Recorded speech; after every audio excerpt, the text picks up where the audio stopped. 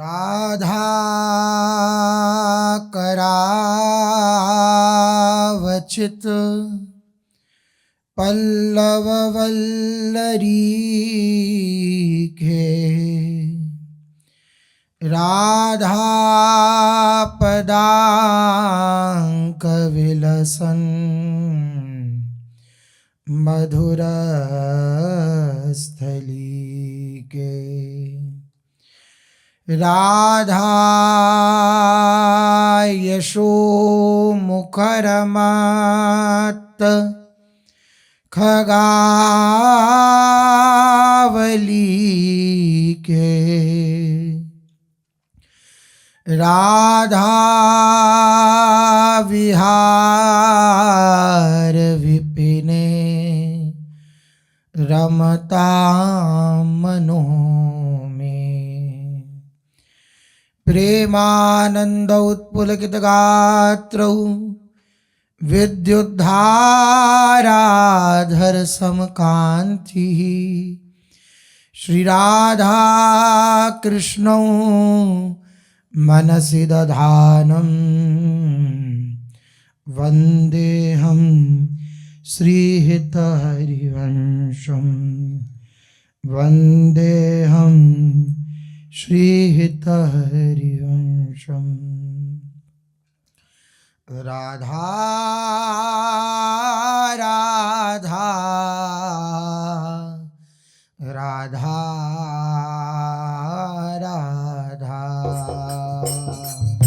राधा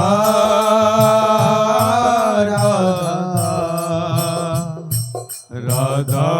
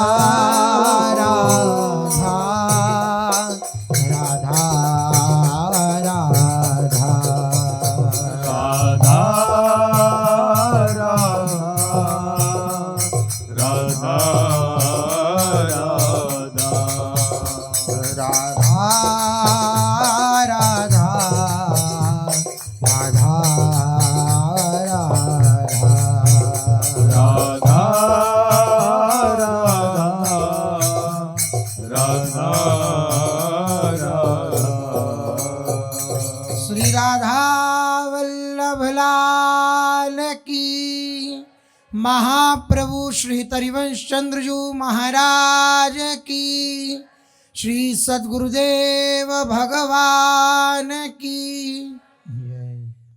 रसघन मोहन मूर्ति ठाकुर श्री राधा वल्लभलाल जी महाराज, अनंतानंत सखियों की प्राण सजीवन मूरी श्री लाडली जू एवं इन युगल स्वरूपों को हृदय में नित्य नवीन रूप से दुलार करने वाले श्री सद्गुरुदेव भगवान के श्री चरणों में दंडवत प्रणाम है। भगवत मार्ग के पथिक के अंदर एक बड़ी ही आवश्यक वृत्ति होनी चाहिए, जिस वृत्ति को धारण करके वे आए हुए समस्त अनुकूल प्रतिकूल व्यवहार को सहन कर सकता है। वे है भगवान के मार्ग पर चलने की दृढ़ता। जितनी आपके अंदर दृढ़ता होगी उतनी अधिक सहनशीलता होगी। किसी कार्य को करने के लिए आपको जाना हो और आपको पता है कि इसी कार्यालय में जाके ये कार्य होगा, तो आप उसके बीच में आए हुए समस्त अनुकूल प्रतिकूल व्यवहार को सहन करते हैं, क्योंकि जानते हैं कि अगर मैंने कुछ कहा तो मेरे कार्य में बाधा उत्पन्न हो सकती है। कोई ऐसा कार्य हो जिसे कहीं जाकर कराना हो और वहां पर जाने की योग्यता यह हो कि आप किसी भी कार्य में अगर बाधा उत्पन्न करेंगे तो आपका कार्य नहीं होगा, तो आप वहां, आपको कोई उल्टा बोले, आपको 10 बार चक्कर पड़वाए, लेकिन फिर भी आप हर चीज सहन करते हुए इस बात से हृदय में प्रसन्न रहते हैं और शीतल रहते हैं कि अगर मैं ये सब का सहन कर जाऊंगा तो मेरा कार्य हो जाएगा, मैं जो कार्य कराने आया हूं वह कार्य हो जाएगा। लेकिन असहनशीलता कब आती है? जब हम देखते हैं कि नहीं, ये नहीं करेंगे तो हमारे पास और भी कोई ना कोई प्रबंध है जिसके द्वारा हम अपने कार्य को करा सकते हैं, तो सहन नहीं कर पाएगा। ऐसी स्थिति हमारी है। भगवान की प्राप्ति हमें करनी है, भगवान की प्राप्ति करने के लिए इस मार्ग पर आए हैं, लेकिन सहन करने की क्षमता हमारे अंदर नहीं है। क्यों नहीं है? क्योंकि हम जानते हैं कि अगर भगवान न भी मिले तो संसार है, हम उसमें चले जाएंगे, आनंद लेंगे। सच मानिए, अंदर की वृत्ति निवेदित कर रहा हूं। अन्यथा अगर आपके हृदय में दृढ़ता पूर्वक भगवान की प्राप्ति की बात आ जाए और आपको पता हो कि इस मार्ग के द्वारा ही उन तक पहुंचा जाता है, तो सब कुछ सहन करने में क्या कोई क्लेश का अनुभव होगा? नहीं होगा। लेकिन ये तभी हम सहन नहीं कर पाते जब हम अपने अंतःकरण में ये धारण कर लेते हैं कि अरे तो क्या हुआ, मैं भी तो कुछ हूं, मैं भी तो कुछ हूं, बस यही पतन है। मैं भी तो कुछ हूं, इसका अर्थ मेरा अस्तित्व, और ये अस्तित्व, ये अहंकार इस मार्ग में पतन का केंद्र है, पतन कराने वाला है। ये एक बड़ी विलक्षण स्थिति हमारे चित्त की होती है कि हम भगवान को प्राप्त तो करना चाहते हैं लेकिन सहन करना नहीं चाहते। और सच मानिए, इस मार्ग पर भगवान सहन कराते ही कराते हैं। आप जहां कच्चे होंगे वहां बार बार आपको सहन कराने की क्षमता प्रभु ही प्रदान करेंगे और बार बार सहन कराने की चेष्टा करेंगे। वही क्रिया प्रतिक्रिया कराएंगे कि जिधर से आप कमजोर हो उधर से बलवान बन जाओ। जैसे कोई वो पहलवान, तो पहलवान जब किसी को पक्का करते हैं तो जहां पर चोट लगती है वहां और अधिक मारते हैं। क्यों मारते हैं? निर्दयी हैं क्या? नहीं, इसलिए मारते हैं कि यहां सहन कर जाओ इस दर्द को। तो जब तुम खेलोगे खेल, जो भी पहलवानी का खेल होता है उसको खेलोगे, और जब तुम्हारे पड़ेगा इस जगह जहां तुम्हें दर्द है, तो अभी सहन कर जाओगे तो वहां तुम्हें दर्द महसूस नहीं होगा और तुम जीत जाओगे। इसी तरह परम चतुर हैं श्री भगवान।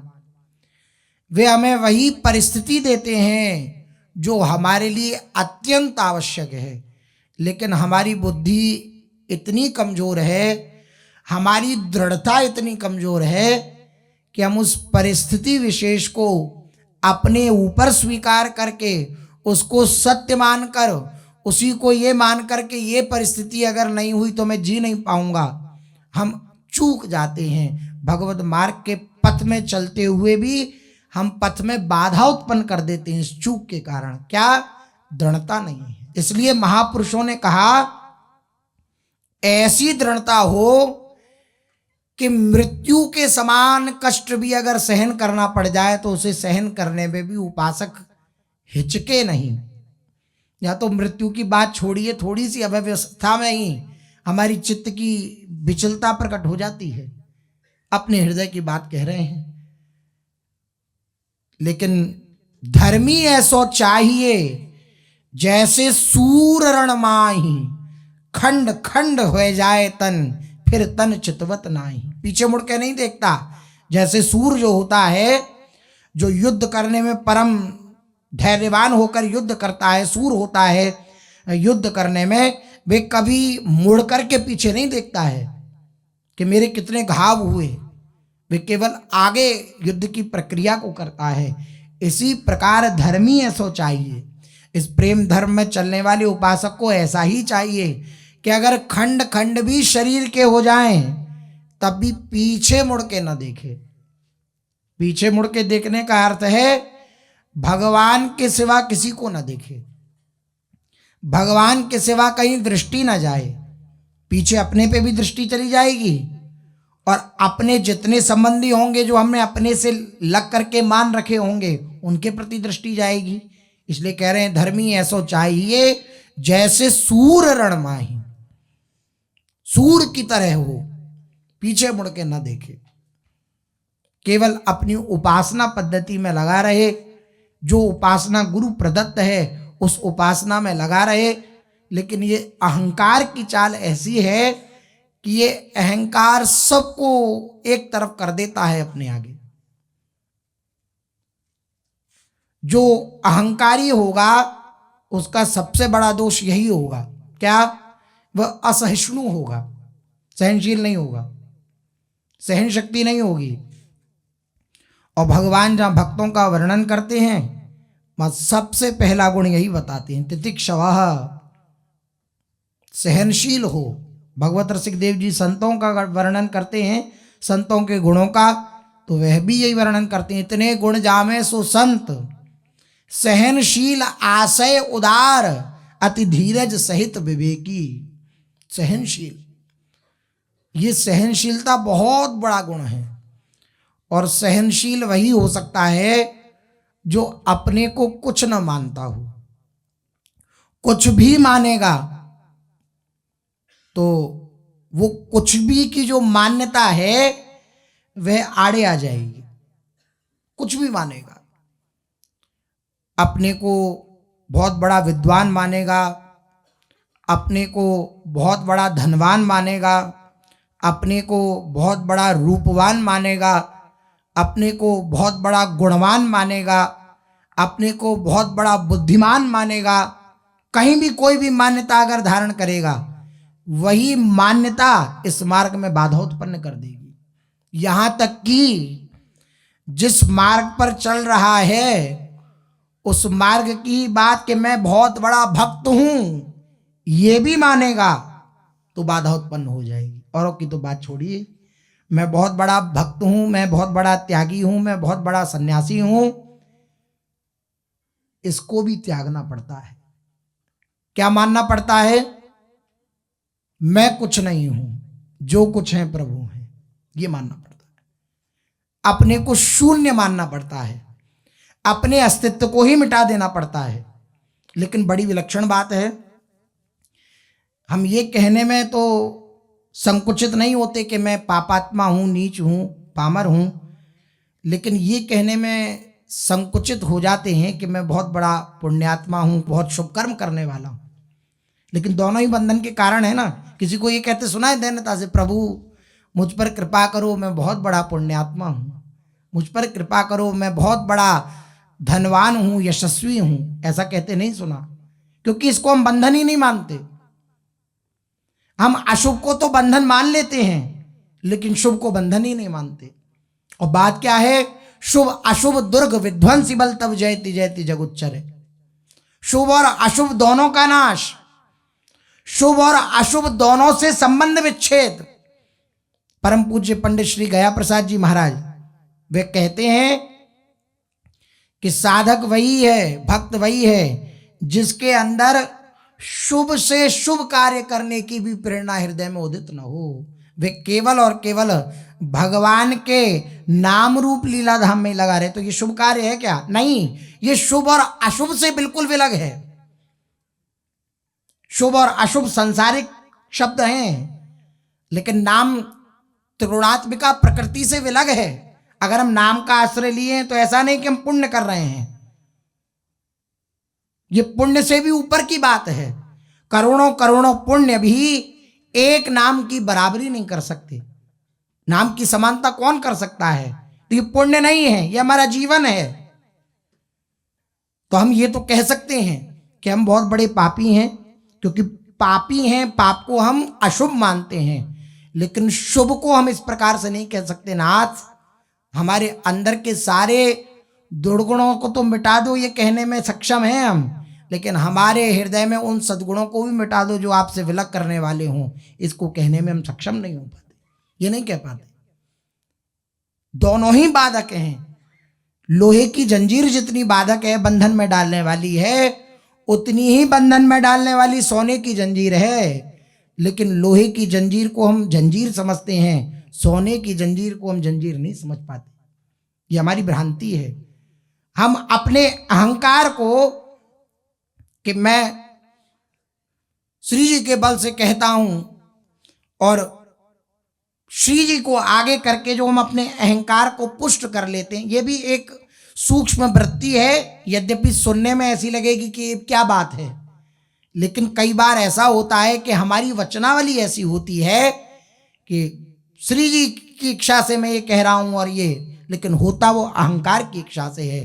क्योंकि श्री जी की इच्छा जिसके अंदर होगी, उसका जीवन दैन्यता से भरपूर होगा, क्योंकि श्री जी उसी के हृदय में प्रकट होती हैं, उसी के हृदय में प्रादुर्भूत होती हैं जो दैन्य होता है। अनेक बार सुन रखा है, श्री जी का वाहन है दैन्यता। जो जितना दैन्य होगा, उतना श्री जी की कृपा उसके जीवन में होगी। तो अपनी दोनों वृत्तियों को हम देखते रहें। पाप को जितना हम घृणित भाव से देखते हैं, उतना ही हम शुभ वृत्ति को भी देखें। दोनों ही हमें बंधन में डालने वाली। तो क्या करें? केवल गुरुजन जो आज्ञा कर रहे हैं, केवल उतना करें।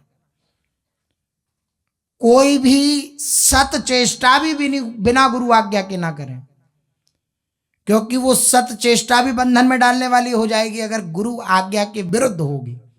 गुरुजन जिस प्रकार की आज्ञा करते हैं, उस प्रकार से जब हम अपने जीवन को बनाते हैं, प्रभु के शरणागत होते हैं, तो सच मानिए आपकी प्रतिपल, प्रतिक्षण, प्रतिपद आपकी रक्षा प्रभु करेंगे। आपसे अगर कोई त्रुटि हो जाएगी तो आपके हृदय में इतनी जलन दे देंगे प्रभु कि आप पूरे दिन उसी में परेशान रहेंगे कि अगर मैं उस समय ये न बोलता तो मैं इस समय आनंदित रहता, मैं उस समय अगर प्रतिक्रिया न कर देता तो मैं आनंदित होकर प्रभु के भजन में संलग्न रहता। इतनी कृपा करते हैं प्रभु। आप जब प्रभु के आश्रित हैं, प्रभु को अपना सर्वस्व मानते हैं, और इस मार्ग के पथिक की ये रहनी है कि सब कुछ सहन करे। हम इस बात से अगर चूक गए, सहन न कर पाए, हैं प्रभु के आश्रित, तो प्रभु इतनी जोर की जलन देंगे, इतनी जोर की जलन देंगे कि अगली बार जब ऐसा चांस आएगा प्रतिक्रिया देने का, तो आप अंदर से सहम जाएंगे कि नहीं नहीं, अगर हमने कुछ कहा तो पूरे दिन जलना पड़ेगा। जैसे कोई गलती हो जाए तो उस गलती को करने के बाद जब उसका दंड मिलता है, तो अगली बार जब गलती करने का नंबर आता है तो मन भयभीत कर देता है कि अगर ये गलती करी तो फिर वही दंड भुगतना पड़ेगा जो पिछली बार भुगता था। इसी प्रकार मन भयभीत हो जाता है। प्रभु इतनी जलन दे देते हैं, इतनी जलन दे देते हैं कि वह सोचता है कि बस एकांत में रहकर प्रभु का स्मरण बनता रहे, मन प्रसन्न रहे। मन प्रसन्न किस में रहेगा? प्रभु के चिंतन में। चिंतन करता हुआ मन प्रसन्न रहे, बस यही प्रभु आपसे चाहिए। मैं कभी कुछ नहीं कहूँगा, कभी कुछ नहीं मांगूंगा, क्योंकि जहाँ वह मांगता है, जहाँ वह किसी प्रकार की कोई प्रतिक्रिया करता है, तो भगवान उसके हृदय में इतनी जलन दे देते हैं कि वह व्याकुल होकर के प्रभु को पुकारता है, जैसे राजी हो वैसा करो, आप आनंदित रहो आप, लेकिन मैं आपका रहूं, आप मेरे रहो। इस बात में किसी प्रकार की कोई भी बाधा उत्पन्न ना हो, मैं यही चाहता हूं। ये उसके जीवन में आ जाता है। बड़े कृपालु हैं प्रभु। अगर वे जलन न दें तो हम इतने संसार में तन्मय हो जाएं कि निकलना मुश्किल हो जाए, अगर वे जलन ना दें। अब विचार करिए, संसार में अगर दुख न हो तो कौन भगवान की तरफ बढ़ना चाहेगा? कोई नहीं बढ़ना चाहेगा। संसार में दुख है, पीड़ा है, परेशानी है, तब वो मुड़ कर के प्रभु की शरण में आता है कि ये हमारा सहयोग करेंगे, ये हमारी दुख परेशानी पीड़ा को मिटाएंगे।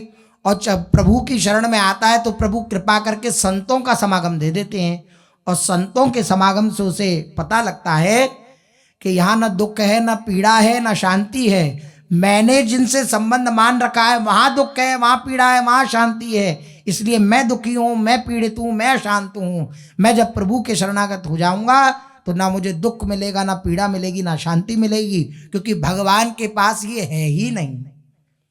इस बात को, इस रहस्य को वे समझ जाता है और प्रभु के शरणागत होकर उनके मार्ग पर दृढ़ता पूर्वक चलने लगता है। जिसने अपने हृदय में दृढ़ता स्वीकार कर ली वे जीत गए। बार बार हमारी ये दृढ़ता मिटती चली जाती है, हम बार बार हार जाते हैं, बार बार टूट जाते हैं। टूटना नहीं है, ये बड़ी विलक्षण बात है और ये हमें लिखकर रखनी चाहिए अपने पास, टूटना नहीं। यही सब सूत्र जो हैं ये हमें आगे बढ़ाते हैं, हमें प्रोत्साहित करते हैं। टूटना नहीं है, बहुत जल्दी टूटने का स्वभाव है अपना, छोटी छोटी बातों में टूट जाने का स्वभाव है अपना, लेकिन बहुत बड़ा लक्ष्य है। जहाँ कहीं टूटे, जहाँ कहीं अपने को पाएं कि हम संसार में तन्मय होते जा रहे हैं, उसके व्यवहार को सत्य मानते जा रहे हैं, तो प्रभु को पुकारना प्रारंभ कर दें। प्रभु से कहें, नहीं नहीं नाथ, आपकी तरफ मुझे बढ़ना है, ये सब झूठा है, आपकी तरफ मुझे बढ़ना है, ये सब झूठा है। जब हम इस प्रकार से बार बार प्रभु के सामने दोहराएंगे ना, तो देखेंगे कि संसार के प्रति हमारी जो आसक्ति थी, जो तन्मयता थी, वे मिटती जा रही है और प्रभु के चरणों में आसक्ति, प्रभु के चरणों में चलने की दृढ़ता बढ़ती जा रही है। ये हम पाएंगे। प्रभु से प्रार्थना करते रहें, प्रभु से जुड़े रहें। श्री कबीरदास जी कहते हैं, हरि सो लागे रहो मेरे भाई, तेरी बनत बनत बन जाए।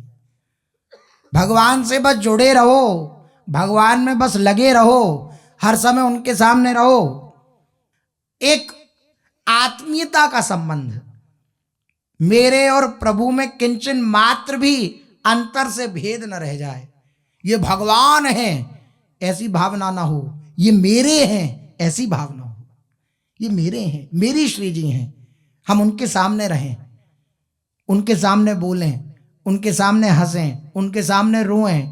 जो कुछ, अब जैसे किसी के कोई मित्र होते हैं तो पूरे दिन में जो कुछ हुआ, अच्छा बुरा, वो उसे बताते हैं ना कि आज हमारे संग ये बुरा हुआ, आज हमारे संग ये अच्छा हुआ, आज हम इस अच्छी जगह गए, आज हम इस बुरी जगह गए, यहाँ आज हम फंस गए, या आज हम उत्तीर्ण हो गए। इस तरह बताते हैं कि नहीं बताते अपने मित्र को?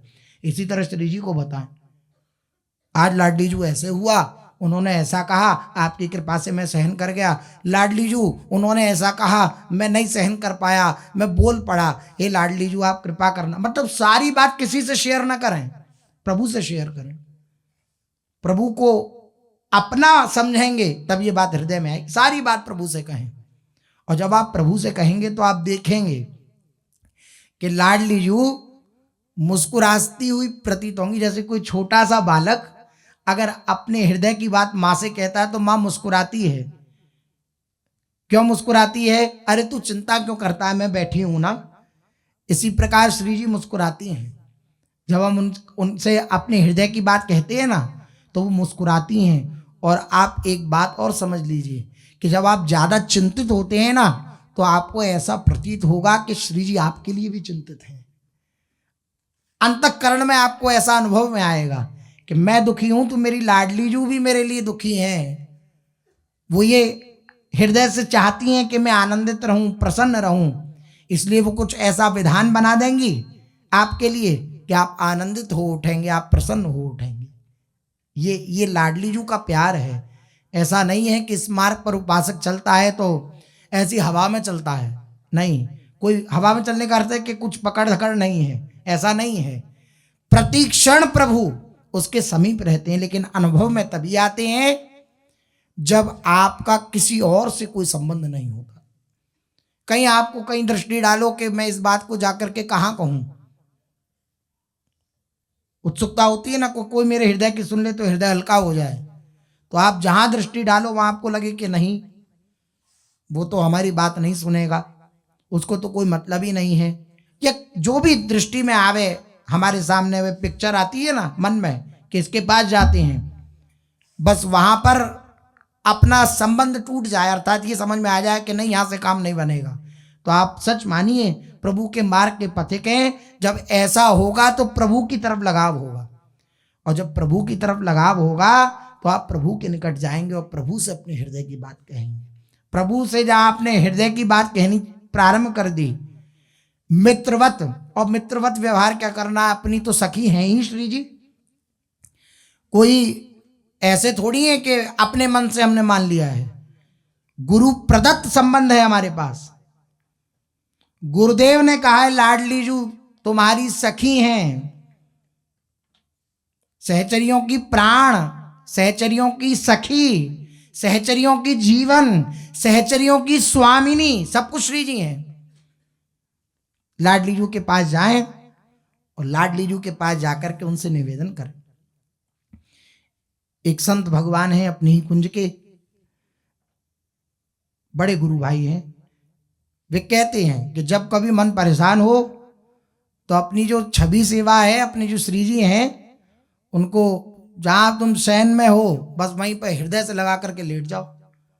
अपने हृदय से लगा के जब लेटोगे तो तुम थोड़ी देर में पाओगे कि तुम्हें ऐसा अनुभव होगा कि लाडली जो हमारे साथ हैं। तुम्हें ये अनुभव नहीं होगा कि तुम अकेले हो। अकेलापन बहुत लगता है ना कभी कभी, कोई हो बात करने वाला, कोई हो हमारे हृदय की पूछने वाला, कोई और हो, ऐसा जब भाव हो तब लाडली जू जो हमारे पास विराजमान है उनको हृदय से लगाओ। सिद्धांत की एक बात अलग होती है और प्रेम का सिद्धांत अपना एक अलग होता है। जहां जिस गद्दे पे हम शयन कर रहे हैं वहीं पर उनका एक सुंदर चौकी सी लगाई, एक सुंदर सा बिस्तर लगाया, वहीं पे उन्हें शयन कराया अपनी बगल में, उन्हीं के साथ शयन कर रहे हैं। हृदय में ये भाव है कि उन्हीं के साथ हम शयन कर रहे हैं। तो आप पाएंगे, उसी क्षण पाएंगे कि आप रोते हुए रहेंगे, केवल रुदन होगा, आपकी आंखों से आंसू बहेंगे। बस लाडली जू आप इतना प्यार करती हो। अब कोई कहे देखने वाला कि कहाँ लाडली जू ने क्या प्यार, ऐसा क्या प्यार कर दिया, नहीं, अंतर में उसको वह प्यार दे रही हैं। आपके हृदय में जब ये आया ना कि लाडली जू आप मुझसे बहुत प्यार करती हो और उस स्मृति में आपके आंखों से आंसू बहने लगे, तो इसका अर्थ यह है लाडली जू ने आपको हृदय से लगाया है। लाडली जू आपसे प्यार करती हैं, तभी आपके हृदय में ऐसा आया कि लाडली जू आप मुझसे बहुत प्यार करती हो, ऐसी भावना। और आप सच मानिए, जैसे मित्र से हम हर बात कहते हैं और जब मित्रता प्रगाढ़ हो जाती है तो हम जब बात कहने लगते हैं तो उधर से भी मित्र अपनी बात अपने हृदय की कहने लगता है कि तुम्हारे साथ तो ये हुआ, देखो आज हमारे साथ ये हुआ। आप ये नियम बना लीजिए, अपने हृदय की बात केवल अपनी सखी श्री लाडली जू से कहेंगे। हमारी लाडली जू हमारी स्वामिनी भी हैं, हमारी सहचरी भी हैं, हमारी सखी हैं लाडली जू, उनसे ही कहेंगे।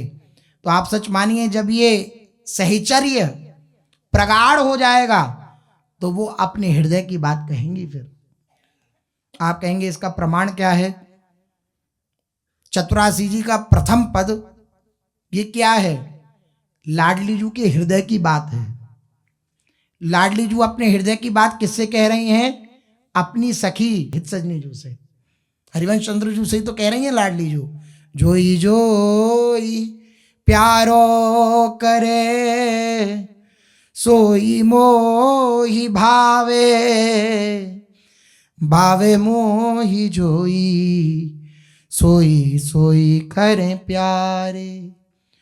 मोको तो भावती ठोर प्यारे के ननन में, प्यारो भयो चाहे मेरे नैनन के तारे। ये लाडली जू के हृदय की बात है। जब अपने हृदय की बात हमने लाडली जू से कहना प्रारंभ कर दिया, जब अपने हृदय की छोटी बड़ी बात जो कुछ है, अच्छी बुरी जो भी, वो हमने लाडली जू से कहना प्रारंभ कर दिया, तो एक दिन आप देख पाएंगे कि लाडली जू अपने हृदय की बात बतलाएंगे। अच्छा, हमारे हृदय की बात तो मलिन हो सकती है, संसार से ग्रस्त ही होगी, अविद्या ही होगी, अज्ञानी ही होगा हमारी जो बात होगी, लेकिन उस बात को भी स्वीकार करके लाडली जू जब अपनी बात कहेंगी तो वो प्रेम से सिक्त बात होगी, वो उनके चरणों में आसक्ति प्रदान करने वाली बात होगी। अब उनके हृदय की बात क्या है? उनके हृदय कौन है? श्री लालजू महाराज। उनके हृदय की बात क्या है? लालजू की चर्चा। जब हम अपनी बात उनसे कहेंगे जो आपको समझ में आता है, और सीधी सीधी अगर मैं निवेदन करूं तो जो आपके जीवन में होता है अच्छा या बुरा, वे सब जाकर के श्री जी से कहिए, तो आप पाएंगे कि श्री जी भी अपने हृदय की बात आपसे कहने लग जाएंगे। यही जीवन का परम लाभ है। इसलिए महापुरुषों ने कहा साधक का एक सबसे बड़ा गुण है असंगता, वो असंग रहे।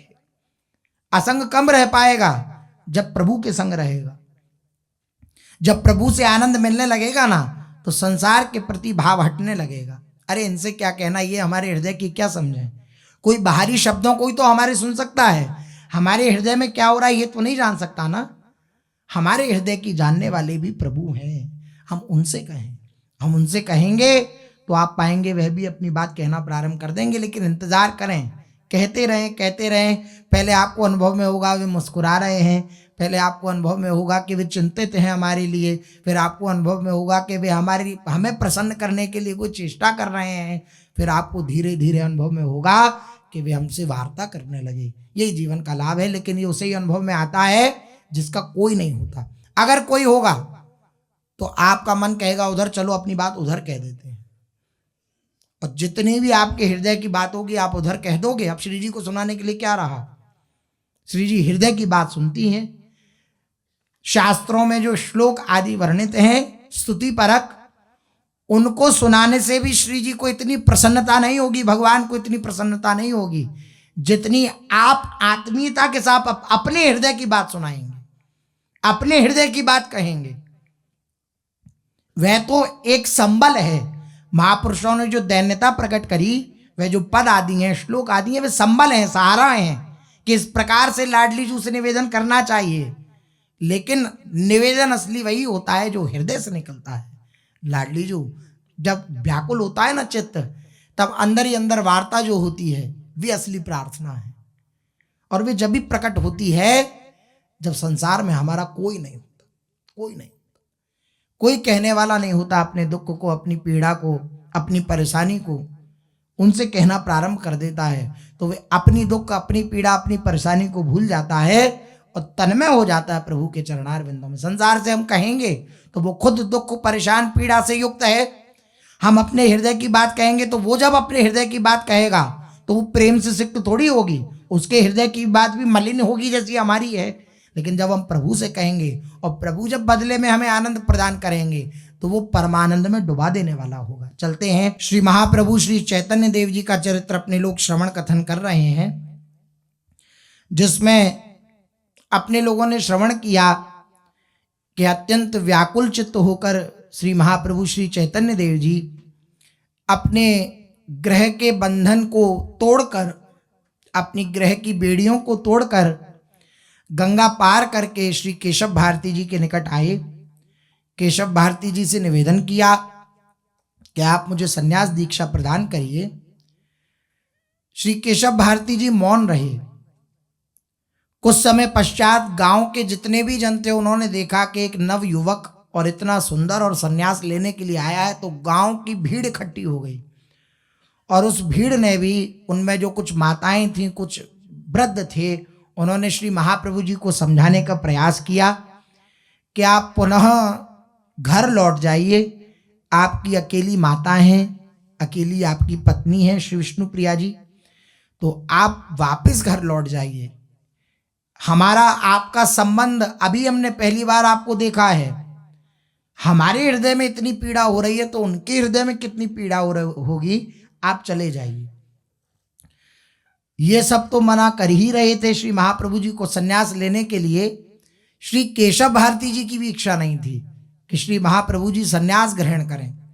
इसलिए उन्होंने विचार किया कि कुछ ऐसी युक्ति मिले जिससे मैं श्री महाप्रभु जी को मना कर सकूं कि आपकी दीक्षा नहीं हो सकती। तो विचार करते करते श्री केशव भारती जी के हृदय में आया कि ये रात्रि में आए हैं, इसका अर्थ यह है इन्होंने किसी से आज्ञा नहीं ली है, ना अपनी माता से आज्ञा ली है, ना अपनी पत्नी से आज्ञा ली और ये ऐसे ही आ गए हैं संन्यास लेने के लिए।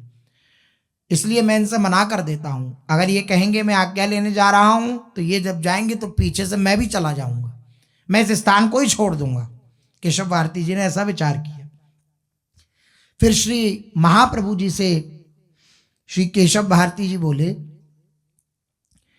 कि हमें ऐसा प्रतीत होता है आपने घर में किसी से आज्ञा नहीं ली है और आप ऐसे ही संन्यास वेश को धारण करने के लिए आ गए हैं। श्री महाप्रभु जी ने तुरंत कहा कि आप चिंता मत करिए, आपकी कृपा से मैंने माता जी से भी आज्ञा ले ली है और अपनी पत्नी विष्णु प्रिया जी से भी आज्ञा ले ली है, आप मुझे संन्यास दे दीजिए। जब ऐसी बात कही तो केशव भारती जी बोले कि आप तो रात्रि में आ गए, आपने कब आज्ञा ली? बोले जब आप आए थे, आपके आने के बाद ही मेरे हृदय में ऐसा आ गया था भगवत कृपा से कि मैं संन्यास लूंगा। तभी से मैंने अपनी माता से और अपनी पत्नी विष्णु प्रिया जी से कह दिया था। और श्री केशव भारती जी क्या बोले, एकदम विचार आया, तुरंत बोले कि ये बात तो पुरानी हो गई, पुरानी बात तो भूल में पड़ जाती है, भूल जाता है आदमी बहुत पुरानी कोई बात हो तो। अभी आप आज्ञा लीजिए, अभी नई नई आज्ञा हो तब बात बने, तब हम संन्यास देंगे। एकदम आवेश में श्री महाप्रभु जी आए और आवेश में उठ खड़े हुए और भागे गंगा किनारे की ओर। जैसे ही वे उठ खड़े हुए और भागे तो तुरंत भारती जी ने विचार किया कि इनकी इच्छा के विरुद्ध करने की किसमें सामर्थ्य है। देखिए ऐसे बुद्धि का परिवर्तन कर देते हैं। अभी विचार क्या था, जाएंगे तो तुरंत मैं यहां से चला जाऊंगा, और अब जैसे ही जाने लगे तो विचार क्या आ गया कि इनकी इच्छा के विरुद्ध किसकी सामर्थ्य है कि कोई कर सके। यदि इनकी ऐसी इच्छा है कि ये निर्दय काम मेरे ही द्वारा हो, इनकी संन्यास दीक्षा मेरे ही द्वारा हो, यदि अपने लोक विख्यात गुरु पद का सौभाग्य मुझे ही प्रदान कराना चाहते हैं तो मैं लाख बहाने बनाऊं तो भी मुझे बलात् इनकी इच्छा के विरुद्ध न जाकर इनकी इच्छा के समकक्ष रहकर के ये कार्य करना पड़ेगा, इनकी इच्छा के अनुकूल रहकर ये कार्य करना पड़ेगा। अच्छा, जैसी नारायण की इच्छा। अंदर ही अंदर श्री केशव भारती जी ने विचार किया, आवाज लगाई, रुको रुको निमाई पंडित रुको। जैसे ही महाप्रभु जी रुके तो मुस्कुराए, मुड़कर देखा, पंडित पंडित लौट आओ, जैसा तुम कहोगे वैसा ही होगा। श्री महाप्रभु जी बोले ठीक है, जो आज्ञा आता हूं। श्री महाप्रभु जी पुनः आए, तुम्हारी बात को टालने की किसमें सामर्थ्य है निमाई पंडित, तुम जैसा कहोगे वैसा ही होगा। इतना सुनते ही महाप्रभु उसी प्रकार जल्दी से लौट आए। आकर उन्होंने पुनः केशव भारती जी के चरणों में दंडवत प्रणाम किया और जो मुकुंद आए थे नित्यानंद प्रभु के साथ में परिकर भी था, तो मुकुंद से कहा कि कोई पद सुनाओ। मुकुंद रुंधे हुए कंठ से बड़े ही करुणा के भाव से रोते रोते पद गाने लगे। मुकुंद के पदों को सुनकर प्रभु श्री कृष्ण प्रेम में विभोर होकर रुदन करने लगे। मुकुंद दत्त से बार बार कहने लगे, हाँ गाओ गाओ, फिर क्या हुआ, आहा श्री लाडली जी का वह अनुराग धन्य है, ऐसा बार बार कहने लगे मुकुंद से श्री महाप्रभु जी। इस प्रकार गायन के पश्चात संकीर्तन आरंभ हुआ। गांव के सैकड़ों मनुष्य आकर संकीर्तन में सम्मिलित होने लगे। गांव से मनुष्य ढोल करताल झांझ मजीरा आदि बहुत से वाद्यों को साथ ले आए। एक साथ बहुत से वाद्य बजने लगे और सभी मिलकर के कीर्तन करने लगे। महाप्रभु भावावेश में आकर संकीर्तन के मध्य में दोनों हाथ ऊपर उठा करके नृत्य करने लगे। आज केशव भारती जी के समक्ष कंटक नगर में ये प्रथम कीर्तन हो रहा है और वहां के आबाल वृद्ध वनिता सब इस दिव्य कीर्तन का, उन्माद में कीर्तन का दर्शन कर रहे हैं। ऐसा दिव्य कीर्तन हो रहा है। सभी ग्रामवासी महाप्रभु के उस अद्भुत नृत्य को देख करके मंत्रमुग्ध हो गए। जीव जगत का कल्याण करने के लिए श्री महाप्रभु जी आए हैं। भारती जी के शरीर में भी प्रेम के सात्विक भाव उदय हो गए और वे भी आत्मविस्मृत होकर बाबरों की भांति संकीर्तन में नृत्य करने लगी।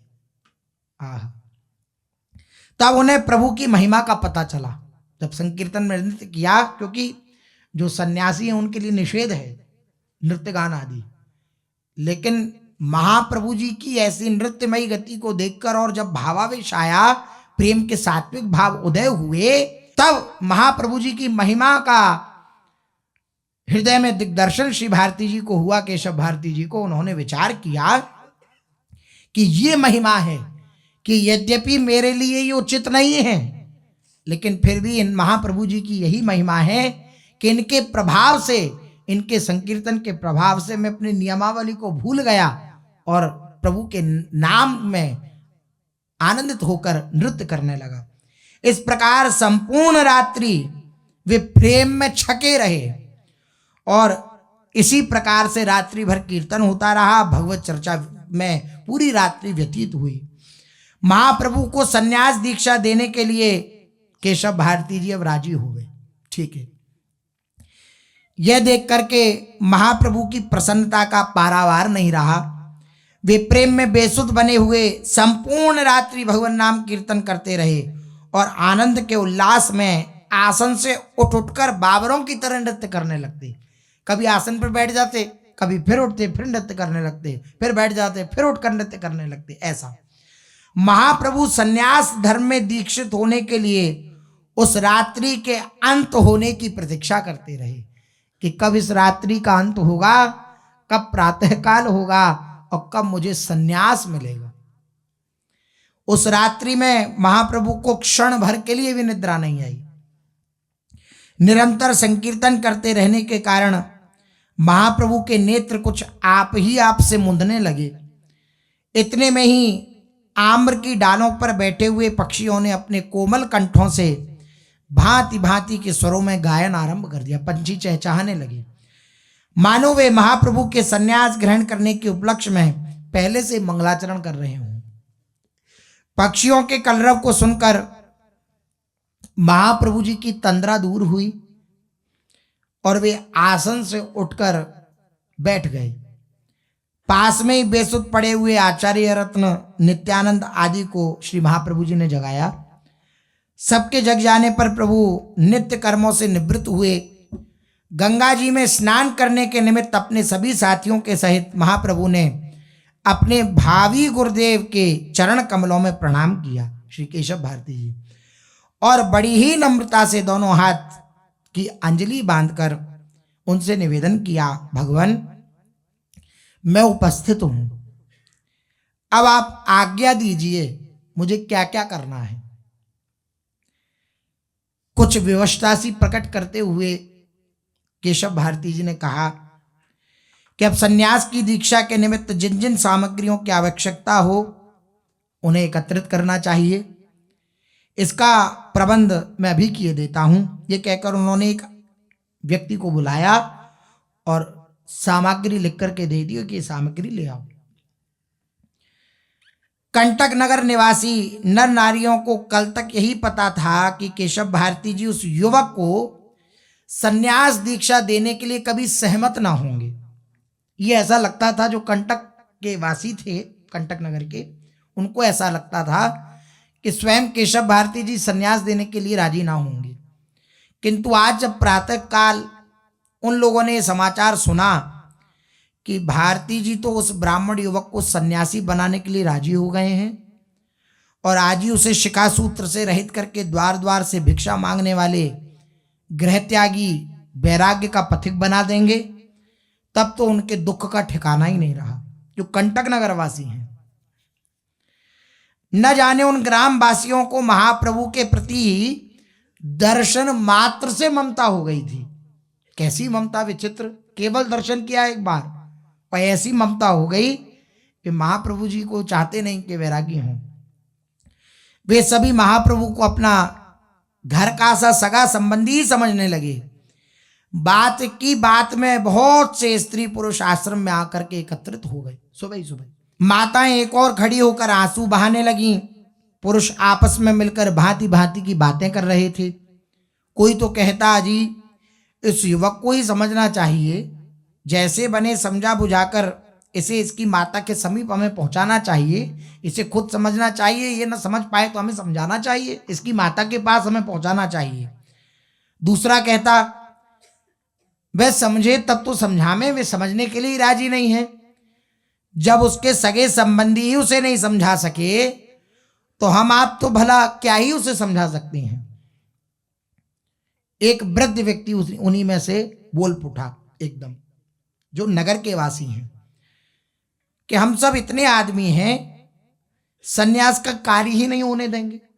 जो प्रक्रिया सन्यास की होती है वो होने ही नहीं देंगे, बस निपट गया किस्सा। ना हम वह सन्यास की क्रियाएं होने देंगे और ना सन्यास होगा।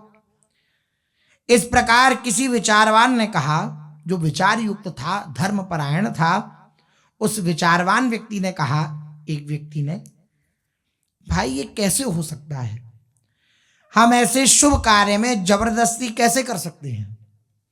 कोई अशुभ कार्य तो हो नहीं रहा, कोई भगवत मार्ग का पथिक बन रहा है सब कुछ त्याग करके, तो शास्त्र उचित है, किसी के शुभ कार्य में हम विघ्न तो बन नहीं सकते। ऐसे पुण्य कर्मों में यदि कुछ सहायता ना बन सके तो इस प्रकार विघ्न डालना भी ठीक नहीं है। हम लोग मुख से समझा सकते हैं, अगर वे ना समझे तो भगवान की इच्छा, जबरदस्ती कराना हमारा धर्म नहीं है। इस पर उद्धत स्वभाव का युवक जोरों से बोल उठा, जो थोड़ा तेज तर्रार था, ऐसा एक युवक बोल उठा, बने हैं कहीं के धर्मात्मा, यदि ऐसी बात है तो तुम क्यों नहीं बन जाते सन्यासी?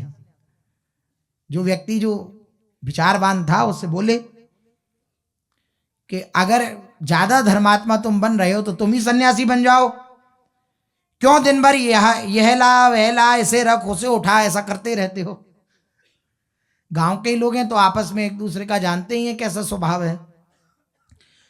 तुम अपने बेटा बेटियों को छोड़कर सन्यासी हो जाओ, तब तो हम जाने कि तुम बहुत बड़े धर्मात्मा हो।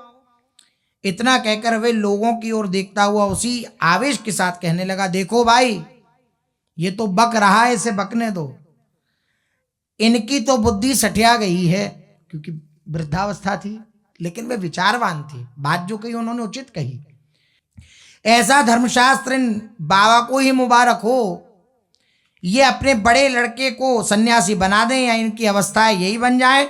हम अपनी आंखों के सामने तो इस ब्राह्मण कुमार को शिखा सूत्र त्याग कर गेरुए रंग के वस्त्र तो हम पहनने नहीं देंगे। हमारी बात यह है, भारती महाराज यदि मान जाए तब तो ठीक है, नहीं तो आप लोग नाव में बिठाकर इस युवक को जबरदस्ती इसके घर पहुंचा दो। अगर केशव भारती जी मान जाते हैं तो ठीक है, अन्यथा जबरदस्ती इस बालक को और इसकी माता तक पहुंचा दो। भारती जी को मना लेने का ठेका तो मेरे जिम्मे है, मैं मना लूंगा, उस युवक ने कहा। उस युवक की ऐसी जोशपूर्ण बातें सुनकर सुनने वालों में बहुत जोश भरे आया और वे ठीक है इस प्रकार से सारे लोग कहने लगे। ऐसा कह के कर उसकी बातों का समर्थन करने लगे। इस पर फिर से उस विचारवान वृद्ध ने कहा, भाई ऐसा करने से काम ना चलेगा। यदि हम अपनी कमजोरी से धर्म न कर सकें, जो तुम कह रहे हो कि तुम तो सन्यास नहीं ले रहे हो, तो ये हमारी कमजोरी है। हम अपने आप को इस योग्य नहीं समझते कि मैं उसका निर्वहन कर सकूं। लेकिन बात ऐसी नहीं है कि मैं जहां हूं वहां सही हूं। ये धर्मात्मा पुरुष का लक्षण है। उस विचारवान पुरुष ने कहा कि भाई ऐसा करने से काम नहीं चलेगा। यदि हम अपनी कमजोरी से धर्म न कर सकें, धर्म का पालन न कर सकें, तो क्या उसे दूसरों को भी न करने दें? ये तो बात उचित नहीं है। यदि अपने भाग्य दोष से हम नकटे हों तो दूसरे की नाक को भी न देख सकें, ये सब जोश की बातें हैं। कोई दूसरा व्यक्ति नकटा हो, नाक कटी हो और दूसरे की भी नाक को देख करके जलता रहे, तो ये तो बिल्कुल मूर्खता की बात है ना। बोले ये सब तो बेमतलब की बातें हैं। हम लोग इतना ही कर सकते हैं कि केशव भारती जी को समझा बुझाकर दीक्षा देने से रोक दें, इससे अधिक कुछ नहीं कर सकते। वृद्ध की यह बात सबको अच्छी लगी और सभी मिलकर केशव भारती जी के निकट पहुंचे। सभी केशव भारती जी को प्रणाम करके बैठ गए। दूसरी ओर महाप्रभु नीचे को सिर किए हुए बैठे थे। उनके समीप में ही चंद्रशेखर आचार्य तथा नित्यानंद जी आदि एक पुरानी सी फटी चटाई पर विराजमान थे। भारती जी के समीप बैठकर लोग परस्पर एक दूसरे की मुख की ओर देखने लगे। सब लोगों के अभिप्राय को जानकर उसी विचारवान वृद्ध पुरुष ने हाथ जोड़ते हुए कहा, स्वामी जी महाराज, हम लोग आपसे कुछ निवेदन करना चाहते हैं। केशव भारती जी से प्रसन्नता प्रकट करते हुए भारती जी बोल उठे कि जल्दी से कहिए, आपको क्या कहना है। हाँ हाँ कहो, जरूर कहो, जो कहना चाहते हो निसंकोच कहो। तो उस वृद्ध विचारवान पुरुष ने कहा, महाराज आप सब कुछ जानते हैं, आपसे कोई बात छिपी तो है नहीं। हमें इन ब्राह्मण कुमार के ऊपर बड़ी दया आ रही है। इनकी घर में वृद्धा माता हैं, युवती स्त्री हैं, घर पर दूसरा कोई व्यक्ति भी नहीं है उनकी सेवा करने वाला। उनके निर्वाह के लिए कोई बंधी हुई वृत्ति भी नहीं है कि कोई आय हो जिससे उनका निर्वाह हो सके। इनकी स्त्री के अभी तक कोई संतान भी नहीं है। ऐसी अवस्था में भी ये आवेश में आकर संन्यास ले रहे हैं, इससे हम सबको बड़ा दुख हो रहा है। ये सभी बातें हमने इनके संबंधियों के मुख से सुनी हैं। आपसे भी ये बातें छिपी ना होंगी, इसलिए हमारी यही प्रार्थना है कि ये चाहे कितना भी आग्रह करें, आप इन्हें संन्यास दीक्षा मत दीजिए। उन सब लोगों की बात सुनकर के केशव भारती जी बड़े ही दुख से और विवशता प्रकट करते हुए कहने लगे, भाइयों तुमने जितनी बातें कही हैं वे सब मुझे पहले से पता है। मैं स्वयं इन्हें संन्यास देना नहीं चाहता। मैं स्वयं इन्हें संन्यास देने के पक्ष में नहीं हूं, और ना मैं अपनी राजी से इन्हें दीक्षा दे ही रहा हूं। मैं अपनी राजी से इन्हें दीक्षा नहीं दे रहा। एक तो इनकी इच्छा को टाल देने की सामर्थ्य मुझ में नहीं, दूसरे इन्हें कोई धर्म का तत्व समझा ही नहीं सकता है, क्योंकि स्वयं धर्म स्वरूप हैं। भगवान को ही धर्म कहा जाता है। ये स्वयं बड़े भारी पंडित हैं। अगर व्यवहार की दृष्टि से भी देखा जाए तो प्रकांड विद्वान हैं, पंडित हैं, बुद्धिमान हैं। यदि कोई मूर्ख होता तो आप लोग संदेह भी कर सकते थे कि मैंने बहका दिया होगा। ये धर्माधर्म तत्व को भली भांति जानते हैं। गृहस्थी में रहते हुए भी वर्णाश्रम धर्म का पालन करते हुए ये वेदों में बताए हुए कर्मों के द्वारा अपने धर्म का आचरण कर सकते हैं, किंतु अब तो ये महात्याग की दीक्षा के लिए उत्साहित हुए। इनके उत्साह को कोई नहीं टाल सकता। मेरी शक्ति के बाहर की बात है। हाँ, आप लोग जाएं, आप लोग ही इन्हें स्वयं समझावें। यदि वे आप लोगों की बात मानकर घर लौटने के लिए राजी हो जाते हैं तो मुझे तो बड़ी भारी प्रसन्नता होगी, मुझे अच्छा लगेगा। आप लोग इस बात को तो हृदय से निकाल ही दीजिए कि मैं स्वयं इन्हें दीक्षा दे रहा हूं। मैं स्वयं नहीं दे रहा, ये जबरदस्ती मुझसे दीक्षा ग्रहण करना चाह रहे हैं। ये देखो, इनके सामने जो ये आचार्य बैठे हुए हैं, ये तो मैंने नहीं बुलाए ना, ये इन्हीं के सगे संबंधी हैं, इन्हीं के सगे मौसा हैं। और ये सगे मौसा होते हुए जब इन्हें नहीं समझा सके और खुद सन्यास की जो प्रक्रिया है जिसमें आचार्य चाहिए वे खुद प्रक्रिया करा रहे हैं, तो फिर किसी और की तो बात ही क्या है। जी केशव भारती जी ने कहा ग्रामवासियों से, जब ये ही इन्हें न समझा सके और उल्टे इनकी आज्ञा के अनुसार सन्यास के कर्मों को कराने के लिए तैयार बैठे हैं, तो फिर मेरी तुम्हारी सामर्थ्य ही क्या है। केशव भारती जी के मुख से ऐसी युक्ति युक्त बातें सुनकर सभी महाप्रभु के मुख की ओर कातर दृष्टि से देखने लगे। बहुत से पुरुष तो महाप्रभु की ऐसी दशा देख करके रो रहे थे। महाप्रभु ने उन्हें सब ग्रामवासियों को अपने स्नेह के कारण दुखी देखकर बड़े ही कातर वाणी में कहा, भाइयों, श्री महाप्रभु जी के वचन, आप मेरे सब आत्मीय हैं, मेरे सखा हैं, मेरे सुहृद हैं, मेरे बंधु हैं। आपका मेरे ऊपर इतना अधिक स्नेह है, ये सोचकर मेरा हृदय गदगद हो उठा है। आप लोग जो कह रहे हैं उन सभी बातों को मैं स्वयं समझ रहा हूं। मैं जानता हूं क्या धर्म है, क्या अधर्म है, क्या उचित है, क्या अनुचित है। आप जितनी बात कह रहे हैं उन सब बातों को भी मैं समझ रहा हूं, किंतु भाइयों मैं मजबूर हूं। श्री महाप्रभु जी के वचन हैं, मैं मजबूर हूं, मैं अब अपने वश में नहीं हूं। श्री कृष्ण मुझे पकड़कर ले आए हैं, मैं स्वयं नहीं आया हूं। भक्तों के जीवन में ऐसा ही होता है। भक्त ओम प्रकाश जी की समाधि विराजमान है चामुंडा के नजदीक। उन्होंने 70 दिन में भगवान की प्राप्ति करी और अनशन व्रत धारण करके कुछ ना खा रहे हैं ना पी रहे हैं। तो बड़े बड़े उस समय के उच्च कोटि के महात्मा, यहां तक श्रवण किया पूज्य श्री उड़िया बाबा जी, श्री हरि बाबा जी, इतने उच्च कोटि के महात्मा भी उनके निकट गए। उन्होंने जो ये नियम लिया था कि हाँ हम ना कुछ खाएंगे ना पिएंगे जब तक भगवान के दर्शन हो जाएंगे, तो बड़े बड़े महात्मा के और सामान्य जनों की बात न टालें, तो भक्तों के हृदय में भगवान के भक्तों के प्रति तो भाव रहता ही है। तो अगर बड़े बड़े दिव्य महत कोटि के महापुरुष महज्जन जब कहेंगे जाके तो शायद मान जाए। तो उन्होंने जाकर के दूध आदि लेकर के गए थे कि कुछ पान कर लें या ऐसा, तो निकट जाकर के उनसे प्रार्थना करी कि आप पी लीजिए। तो उन्होंने यही बात कही कि आप लोग सब इस विचार में हैं कि मेरे द्वारा ये हो रहा है, मैंने ये अनशन व्रत धारण किया है, लेकिन आप सच मानिए मैं दैन्यता के कारण नहीं कह रहा, मैं सच्ची सच्ची आपको बतला रहा हूं। मैं जो कुछ कर रहा हूं वो श्री कृष्ण के आदेश से कर रहा हूं। श्री ओम प्रकाश जी की जो चरित्र पूज्य सतगुरुदेव भगवान ने श्रवण कराया था, आप श्रवण कर सकते हैं, उसमें इस बात को कहा गया, मैं जो कुछ कर रहा हूं श्री कृष्ण के आदेश से कर रहा हूं। वरना आप विचार करिए 70 दिन तक कोई बिना जल और बिना भोजन के असंभव सा है। लेकिन बोले मेरी क्या सामर्थ्य, मैं छोटा सा बालक हूं, लेकिन मैं जो कुछ कर रहा हूं ये श्री कृष्ण के आदेश से उन्होंने कहा है इसलिए कर रहा हूं। यही बात श्री महाप्रभु जी कह रहे हैं, श्री चैतन्य महाप्रभु जी, कि आप लोग जो कुछ कहते हैं वे बात मैं समझता हूं, मैं जानता हूं, मैं अच्छी तरह उसको समझने की चेष्टा भी करता हूं, समझता भी हूं, लेकिन आप सच मानिए मैं वश में नहीं हूं अपने भी। मेरे को श्री कृष्ण खींच के लाए हैं, श्री कृष्ण इस मार्ग पे चलाना चाहते हैं, वही पकड़ के ले आए हैं।